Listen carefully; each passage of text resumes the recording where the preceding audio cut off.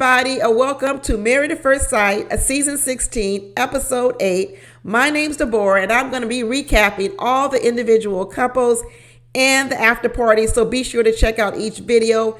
At the end of all my videos, I leave a link above my head, and you can go click on it and go right to the other video. I also leave the links in my subscription, or not my subscription, in my description box and in the comments. And since I'm talking about subscription, please go ahead and push that subscribe button. And then hopefully tomorrow I'll get an all-in-one video. I've started to do those because some of you like those. I'll do an all-in-one video and upload all the videos at once. Or you could just watch everything again, y'all. You can listen to me more than once. And now we're going to talk about old girl, Gina and Clint. If Gina keeps lying to us one more time, if this girl keeps lying to us, I swear, I'm going to throw my shoe at the TV. Does Gina think we all dumb? Does she think we're dumb and also we can't hear? She thinks we're dumb and we can't hear and we can't see. I don't know what she's thinking about us. We remember when Gina first came on the show and she started telling us how she was a beauty mogul. She was the next Rihanna with Fenty. And then we find out that Gina only had one hair salon. And in fact, not only did she have one hair salon, she just now building her first brick and mortar. Then she tried to tell us, and then we also found out that she was a bartender for 13 years. So now we figured out that her money is new money.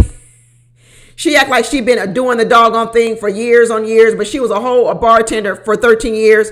Remember when she told us men are intimidated by her success?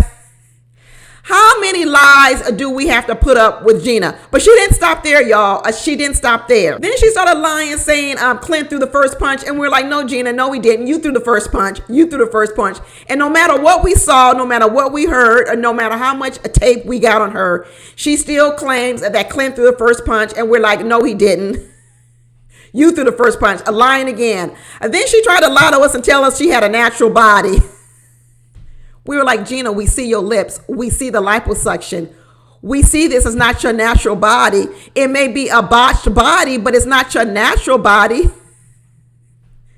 This girl has been lying to us from the very beginning. And in this episode, she doubles down on the last and the biggest lie when she keeps telling us she's an athlete. Good Lord. Good Lord. How are you an athlete, Gina? Oh, I take HIIT classes every single day in the gym. First of all, Gina's not going to the gym every single day. That's a lie. That is a lie in and of itself. I don't believe it. If Gina is going to the gym every single day, she needs to try a new gym and she needs to get a new personal trainer, because let me tell you, this is not every day going to the gym.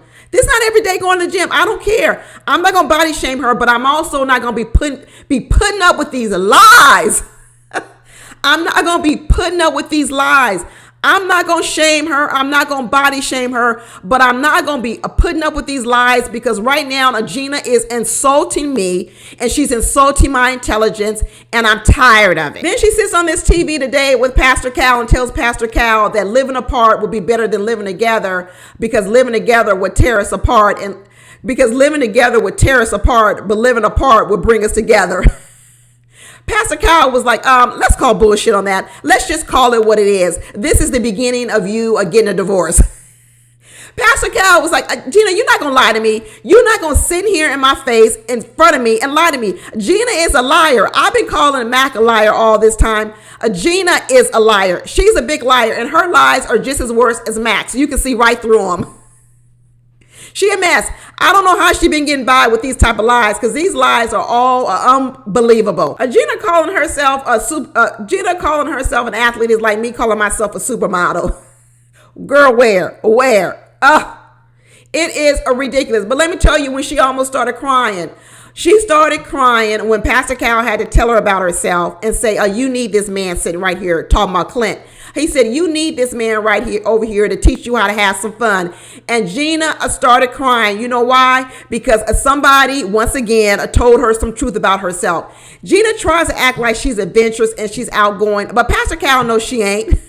Pastor Cal knows that she needs Clint to teach her how to be outgoing and adventurous. But Gina tries to claim that not only is she outgoing and adventurous, but she also works 14 hours a day, 15 hours a day, and then goes to the gym every day. Girl, no, you don't. You're not doing all these things.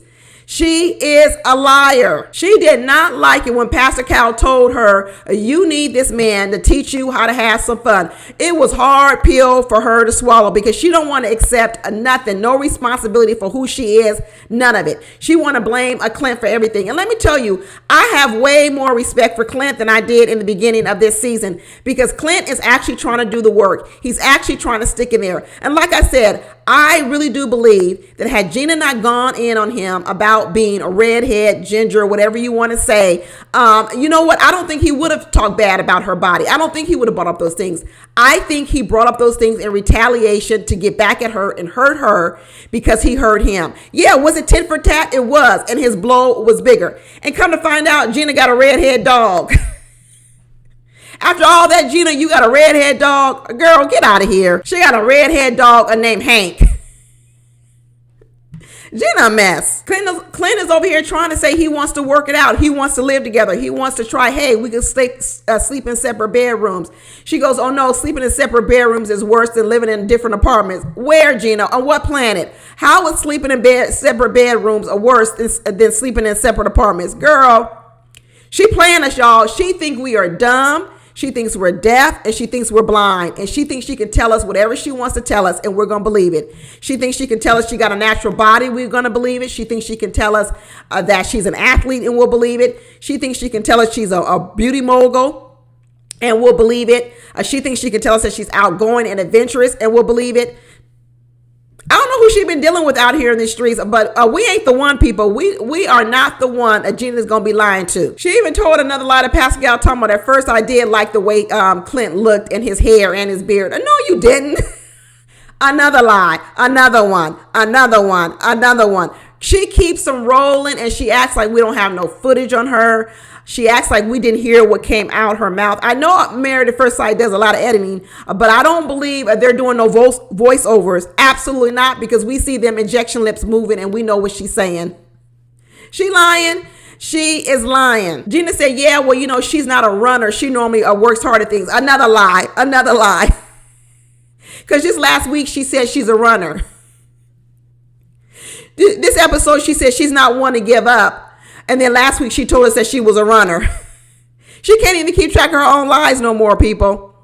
I'm done with Gina. I'm really done with Gina. Kudos to Clint for trying to keep this train on the tracks, trying to do all he can to keep it together. But she ain't worth fighting for. Throw her away, throw her back in the ocean. And Clint go on and do something else. Like I said, happened to Mitch last year. Mitch started off Mitch the Itch. But by the end of last season, I felt like Mitch had done some reflection, some introspection, and I felt I had high hopes for him later on in the dating world. Whereas I believe the opposite of Kristen last year. I felt she had done no introspection and she was blaming Mitch for everything. This is the same thing going on here, that Clint definitely has some negatives, but I believe he's learning from the mistakes he's made. And I think he's going to be a better person going forward. I think he's going to work on some of those selfish and inconsiderate habits I saw early on with him. And I think he'll probably make a better mate to someone later on. But we got Gina over here stuck, not willing to look in the mirror, and still over here not only lying to us, but lying to herself. And once you in the lie mode, you ain't going to get better because you're too busy keeping up the lie. Throw her back. Throw her back.